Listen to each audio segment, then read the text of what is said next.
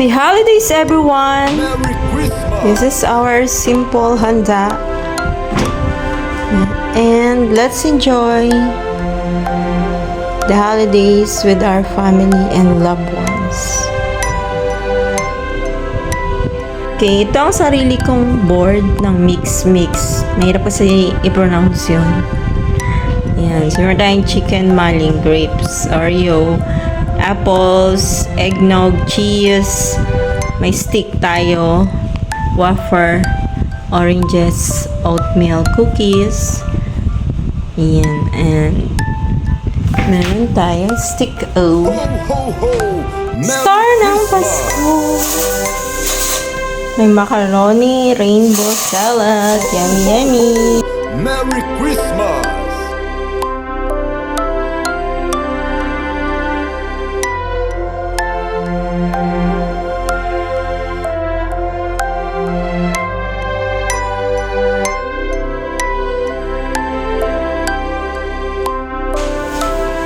Oh, so mag-worship tayo.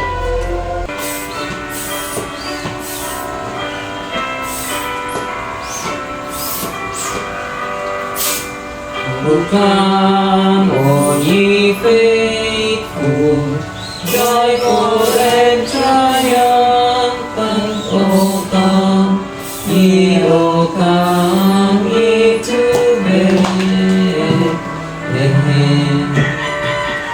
Come and behold him, born of King of angels. Oh, come, let us adore him. Oh, come, let us adore him. Oh, come, let us adore him, Christ the Lord. Sing, choirs of angels, sing in exaltation. Oh, sing, all lifting islands of heaven above. Glory to God, oh, glory in the highest. Oh, come, let us adore him. Oh, come, let us adore him. Oh, come, let us adore him, Christ the Lord. Yeah, Lord, be greatly, Lord, is happy one. Sali ka ba? Jesus, glory of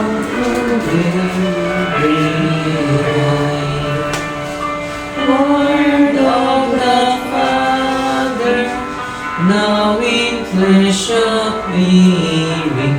Oh, come, let us adore him. Oh, come, let us adore him. Oh, come, let us adore him, Christ the Lord. Yay! Nag-worship si Angel. Worship ka lang ka. Hindi ka makakain mamaya ng handa. Yun na, Nika! nakadila na ako ng lechong manok. Maraming Gabriel! For the first time, maraming yun. Nika! Ano kayang kaiba ng lasa niyan? Sa Andox. Iwanag at kadiliman. Totohanan ng ilaw upang sa pamamagitan niya ay nagsisampalatayang lahat. Hindi siya ang ilaw, kundi pumarito upang kanyang katotohanan ng ilaw. Nagkaroon ng tunay na ilaw sa makatuwid, bagay ang ilaw na lumiliwanag sa bawat tao na pumaparito sa sanglibutan. Siya ay nasa sanglibutan at ang sanglibutan ay ginawa sa pamamagitan niya at hindi siya nakilala ng sanglibutan. 3, 19 hanggang 21, 1 pa rin. Bumalik. Ay, hindi, una kanina. Choice niya.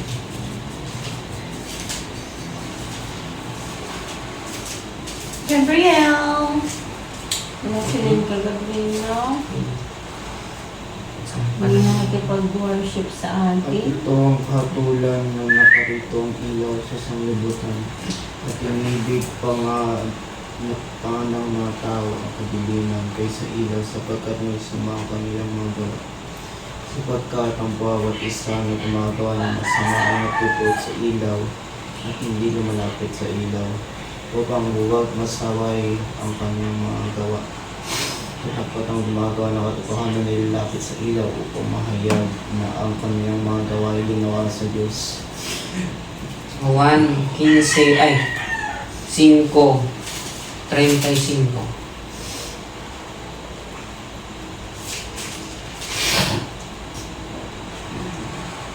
Gabriel, dito ka mahiga, Gabriel. Dito sa harap. Ibig niyang makayang ng magkatuwang sumandali sa kanyang liwanag. 1:8-12. Muli nang nagsalita sa kanila si Jesus na sinasabi, ako ang ilaw ng sanglibutan, sumusunod sa akin ay hindi lalakad sa kadiliman, kundi magkaroon ng ilaw ng kabuhayan. 9:5. Lahat sila ilaw. Magkaroon ako ay sanglibutan, ako ang ilaw ng sanglibutan. 11:9-10.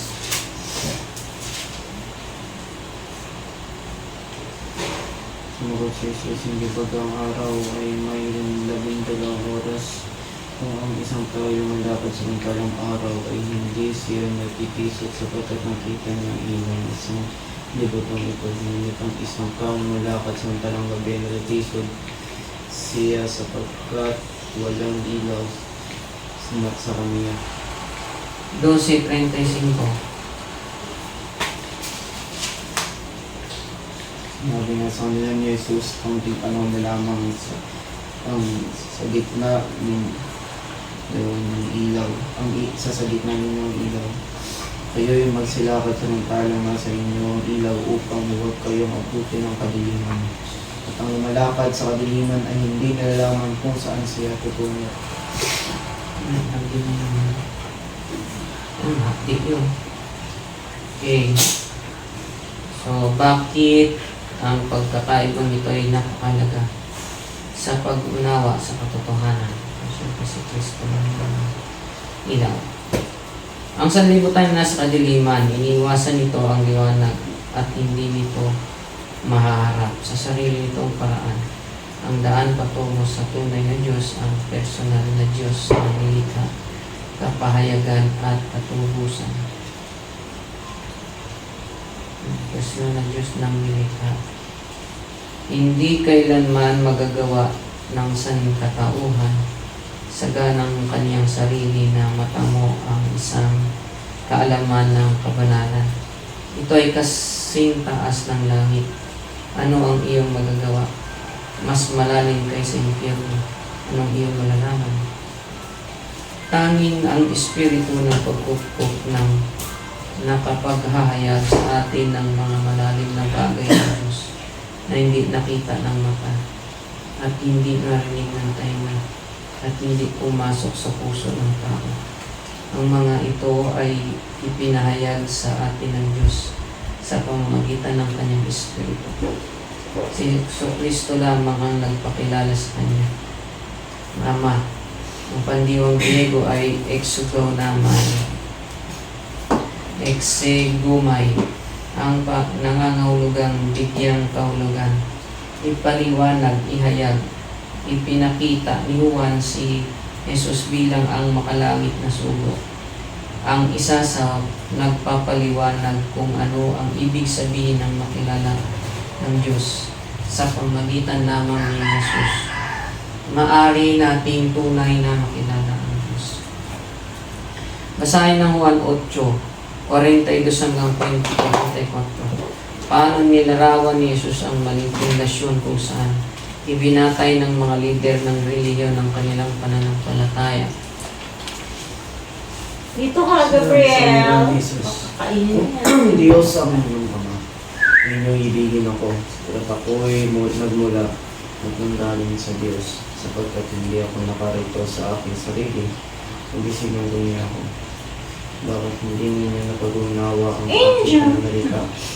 Sapagkat hindi ninyo mangyayaring dinggin ang aking salita. Kaya sa inyong amang Diablo at ang mga nais ng inyong ama, ang ibig ninyong gawin. Siya ay isang mamamatay tao, buhat pa ng ulit, at hindi nananatili sa katotohanan, sapagkat walang katotohanan sa kanya. Pagkat nagsasalita siya ng kasinungalingan, kung nagsasalita sila ng ganang karya, sapagkat siya ay isang sinungaling at ama nito.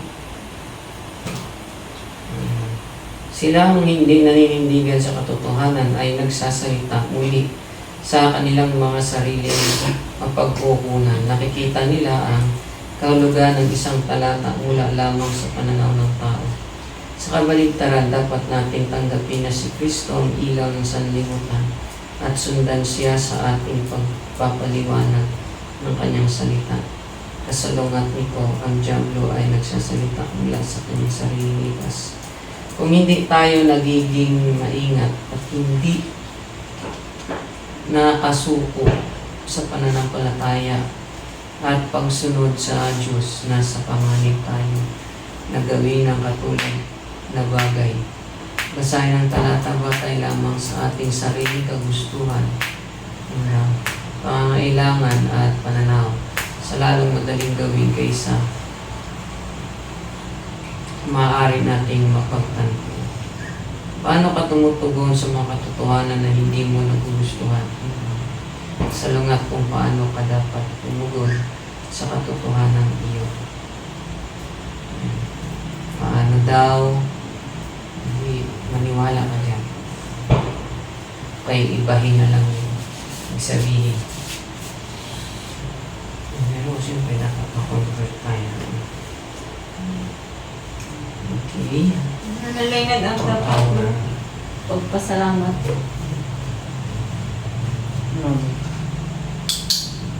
Dahil now, Akala niya siguro, no? Moving up ng grade 10. Ano? Yung 1,000 mo. Ah, Diba? 4,000 ko. Kasi may pagbalik ko paalala mo. 1,000 ito. Ay! pinagpasalamat niya ngayon 1,000. Yun lang. Sabagay, wala pa may year end. Moving up ng grade 10. Ayun. Moving up nung grade 10. Ngayong taon. Yun lang. Oh, marami. Ito, paano? Kahit kulang pa. Okay. Ayos na rin. Kinakabahan kapag mahangin. Kaya pag maulan. Hindi na sa baba. Sa taas na langit. Ang pinagpasalamatan ko ay, siyempre, palipat na tayo dito sa aking bagong bahay. At hindi na nakakayang sakit ang aking sana ay tumarin na siya. Siyempre, hindi nagkakasakit. At, ayan. Lahat ay Okay. nais po noon. Blessing Lahat from ng mga God. buwas. Kanta tayo ng dito.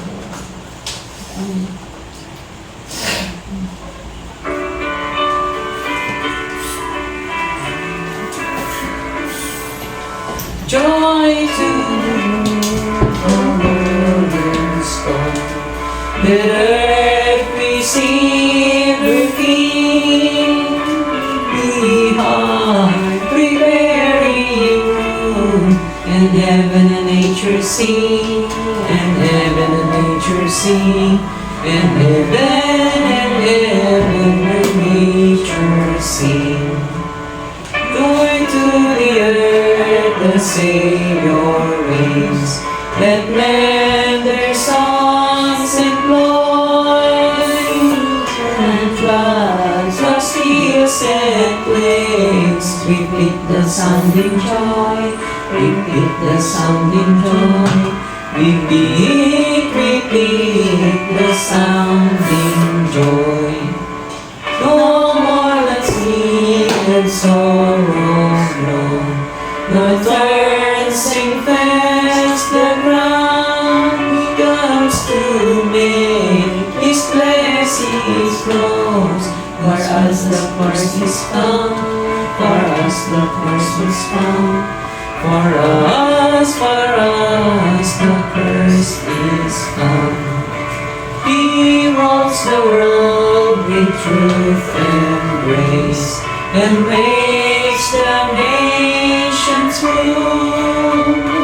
His own, His righteousness, wonders of His love, and wonders of His love, and wonders of His love.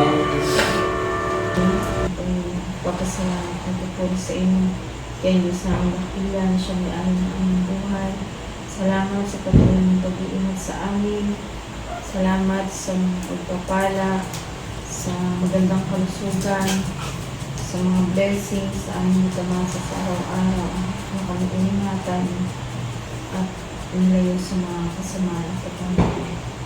Inyong Panginoon kami po ay inyong linisin sa aming kalulihan. Tulungan kami na aming mapagpanahin kami ang mga tukso sa aming paligid. Bigyan kami ng kalakasan sa pamagitan ng inyong pagulong po sa Diyos ng Kalbaryo. Inyong kami linisin at bigyan ng katatagan sa mga pagsulat upang maging katagap-tanggap ang aming dalangin sa inyong Panginoon. Nandito yung dalangin ko namin na ayaw mo sa buhay na hindi namin nakakasama sa nanay ay doon sa dako sa Kalakan, sa Lamite, sa Pagkasinti, sa Lama, doon sa Palawan, sa Lipay, sa Rumulon, ng Pagkasinti. Ang kapatuloy ng mga kamag-anak. Ingatan niyo po ang bawat isa sa amin at palain pagdating kami ng pag-ibig. Kaya din sa aming pagtulog, ingatan kami, aking asawa sa kanyang gaganapin service doon sa asa. Kaya ang mga sa kanya, siya dapat ang magpas. Kaling anos, lahat. Dalangin po namin ang Mindoro Island Mission, kasalukuyan nagaganap ng crusade sa pagmusilang sa Panginoon na Pastor Ulan at ang iba pa pong mga gawain kayo ang mga dito sa amin, sa aming lugar at ganun pa sila siya sa sablayan ng kanilang voice of youth at maging ayos ang kanilang kalagayan doon kaya ang sa amin sa palayan ng bawat isa sa amin at bigyan kami ng kalakasan para kasi na aming pananampalataya sa inyo. At patagalin kami, patuloy kami gumawa namin sa inyo. Dalangin niyo po namin ang lahat ng mga taong may problema, nahihirapan, may sakit, namatayan, bigyan niyo sila ng pag-asa, ng kaligayahan sa kabila ng mga pagsubok. Ramdaman nila ang inyong grace, ang inyong comfort. Sa kabila ng lahat ng pag-asa. Diyan kayo para sa bawat isa sa amin. Salamat po sa lahat sa pag-iinsan. Dalangin po namin sa Panginoon. Amen.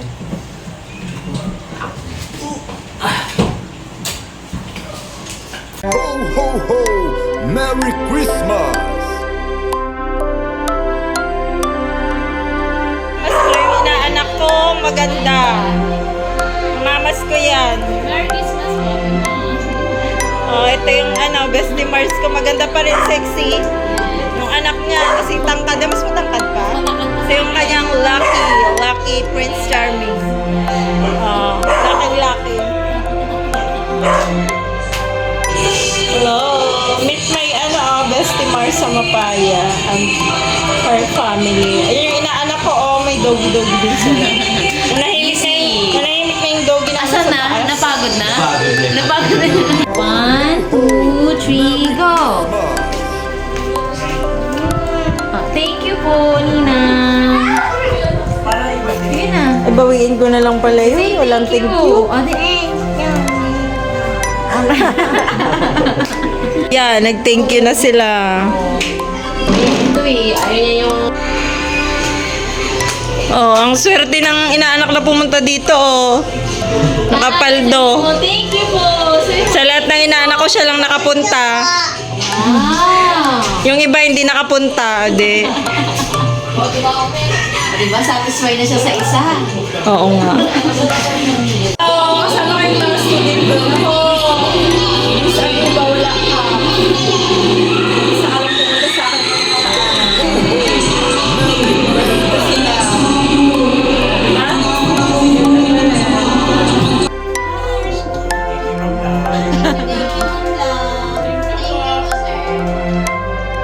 O, tingnan mo, ang ganda-ganda ni Maricar. Galing Manila. Ano yan? Manila girl. Manila girl. Oh, yan o. Ang, engineer. Si Joshua. Engineer din to. Ito, nursing. Ito, midwife. Magpapaanak. Mga magaganda ng 11 STEM. O, yung mga panganay ko. Ang gugulo, o. I-reels ko na to. Ito yung pinaka-pogi. Taiwan. Happy holidays from our family to Merry yours. Christmas! Let's enjoy this holiday season with our family and loved Merry ones. Christmas! Hello! Greetings po sa aming kapamilya dyan, kay nanay sa Bulacan, Yung nanay dyan sa Ilocos. Kay mama. sa Sa Palawan, Palawan. aking mga kamag-anak sa Quezon City, sa Romblon, sa Amerika, at sa mga friends nila, sa lahat ng aking mga student na makakapanood nito. Alam ko, nag-enjoy kayo sa inyong mga bahay. Let's eat na! Kain!